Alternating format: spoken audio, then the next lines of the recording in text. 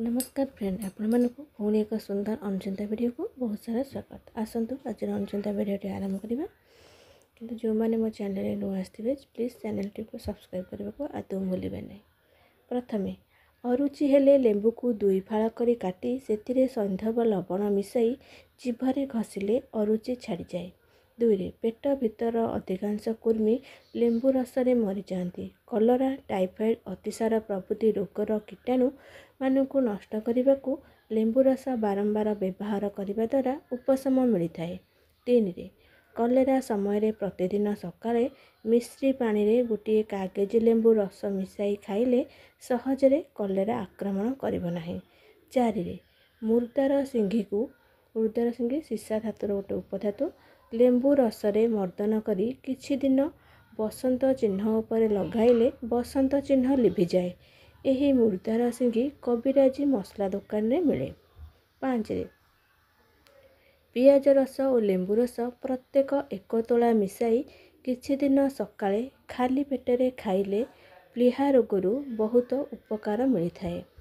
छरे जादू होइथिले लेंबू रस दिन को 4-5 थर लगाइबा एहीपरी 10-12 दिन लगाइले जादू भल हुए। 7 रे लेंबू चोपा को छाई रे सुखाई रखिबो सेथिरु अध तोला ओजन अधसेर पानी रे राति रे बतुराई सकाळे मिश्री मिसाई पीले उन्माद रोगरे विशेष उपकार हुए एवं भ्रम रोग मध्य दूर हुए। 8 रे पादरे पीड़ा बा दरज हेउथिले कमला चोपा को पानी रे बाटी छाणी पीले पादर दरज भल हुए।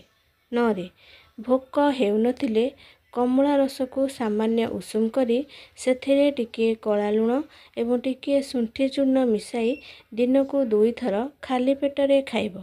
किछि दिन अभ्यास करी खाइले भोक हुए एवं अमाशय सुस्थ रहे। 10 रे मुहरे धला छऊ बा कला दाग हेउथिले कमला लेंबू चोपा को छाई रे सुखाई चूर्ण करी कनारे छाणी शिशिरे रखिब। एही चूर्ण पानी रे मिसाई मलम परी किछि दिन लगाइले धला दाग और कला दाग लिभिजिब।